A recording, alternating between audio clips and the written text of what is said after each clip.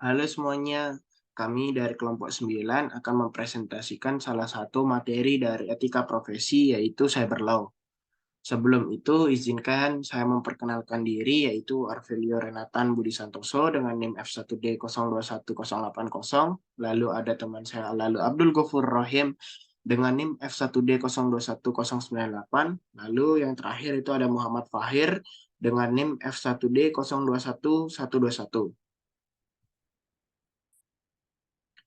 Topik utama dalam presentasi ini yang pertama itu ada cybercrime dan hubungannya dengan cyber law, lalu ada asas-asas cyber law, yang ketiga ada cyber law teori, dan yang terakhir itu ada contoh penanggulangan cybercrime. Untuk topik yang pertama akan dijelaskan oleh teman saya, Fahir. Silahkan, Fahir. Oke, terima kasih atas waktunya. Pertama-tama saya akan menjelaskan pengertian dari cybercrime. Jadi, cybercrime itu adalah aksi kegiatan yang menggunakan teknologi komputer sebagai komponen utamanya. Ada juga yang berpendapat bahwa cybercrime itu adalah kejahatan di mana tindakan kriminal hanya bisa dilakukan dengan menggunakan teknologi cyber dan terjadi di dunia cyber. Nah, hubungan cybercrime dan cyber law ini adalah untuk menanggulangi kejahatan cyber atau cybercrime ini, maka kita diperlukan adanya hukum. Nah, hukum yang mengaturnya itu disebut cyber law. Nah, jadi cyber law adalah aspek hukum yang ruang lingkupnya meliputi setiap aspek yang berhubungan dengan orang atau perorangan subjek hukum yang menggunakan dan memanfaatkan teknologi internet yang dimulai pada saat mulainya online dan memasuki dunia cyber atau dunia maya. Sekian, terima kasih. Oke, terima kasih, Fahir. Selanjutnya, asas-asas yang terdapat pada cyber law. Yang pertama itu ada asas prinsipal. Protective principle yang menyatakan berlakunya hukum didasarkan atas keinginan negara untuk melindungi kepentingan negara dari kejahatan yang dilakukan di luar wilayahnya, yang umumnya digunakan apabila korban adalah negara atau pemerintah. Selanjutnya asas asas universality, yaitu asas ini selayaknya memperoleh perhatian khusus terkait penanganan hukum kasus cyber. Asas ini disebut juga dengan universal interest jurisdiction.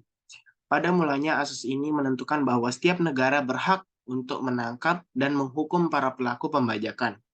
Asas ini kemudian diperluas sehingga mencakup pula kejahatan termasuk kemanusiaan atau biasa disebut dengan crimes against humanity. Misalnya, penyiksaan, genosida, pembajakan dikembangkan untuk internet pirasi, dan lain-lain. Selain dua asas ini, terdapat juga asas subjektif territoriality yang menekankan bahwa keberlakuan hukum ditentukan berdasarkan tempat perbuatan dilakukan dan penyelesaian tindak pidana dilakukan di negara lain. Lalu ada objective territoriality yang menyatakan bahwa hukum yang berlaku adalah hukum di mana akibat utama perbuatan itu terjadi dan memberikan dampak yang sangat merugikan bagi negara yang bersangkutan. Selanjutnya yang terakhir yaitu ada nationality yang menentukan bahwa negara mempunyai jurisdiksi untuk menentukan hukum berdasarkan kewarganegaraan pelaku. Selanjutnya itu ada cyber law theory.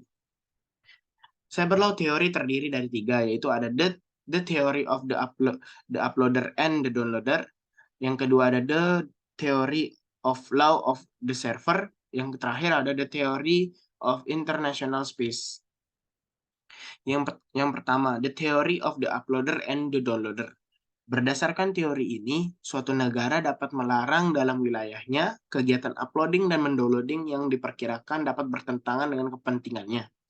Misalnya, suatu negara dapat melarang setiap orang untuk upload kegiatan perjudian atau perusakan lainnya dalam wilayah negara. Salah satu contoh negara yang sudah menerapkan teori tersebut itu adalah negara Minnesota, salah satu negara bagian pertama yang menggunakan jurisdiksi ini. Yang kedua, itu ada the theory of law of the server. Pendekatan ini memperlakukan server di mana web page secara fisik berlokasi, yaitu di mana mereka dicatat sebagai data elektronik. Menurut teori ini, web page yang berlokasi di server pada Stanford University tunduk pada hukum California. Namun, teori ini akan sulit digunakan apabila the uploader berada dalam jurisdiksi asing. Dan yang terakhir, itu ada the theory of international spaces. Ruang cyber dianggap sebagai the fourth spaces. Yang menjadi analogi adalah tidak terletak pada kesamaan fisik, melainkan pada sifat internasional yakni sovereignless quality. Selanjutnya, itu ada penanggulangan cybercrime yang akan dijelaskan oleh teman saya Lalu Abdul Ghafur. Silahkan Lalu Abdul Ghafur. Pada slide yang ini saya akan menjelaskan cara menanggulangi cybercrime, yaitu cybercrime ini ada 5 cara menanggulanginya. Yang pertama, melakukan modernisasi. Melakukan modernisasi ini adalah hukum pidana nasional beserta hukum acaranya yang diselaraskan dengan konvensi internasional yang terkait dengan kejahatan tersebut. Kemudian yang kedua ada upgrade keamanan, yaitu dengan cara meningkatkan sistem pengamanan jaringan komputer nasional sesuai dengan standar internasional. Yang ketiga ada educational law enforcement, yang dimana artinya adalah meningkatkan pemahaman serta keahlian aparatur penegak hukum mengenai upaya pencegahan, investigasi, dan penuntutan perkara-perkara yang berhubungan dengan cybercrime.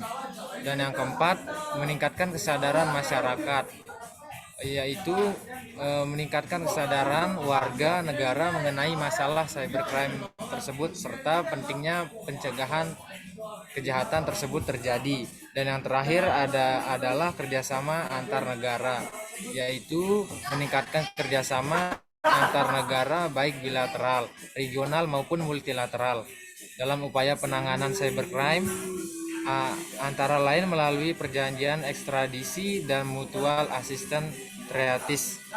Sekian dari saya, terima kasih. Baik, terima kasih Gofur.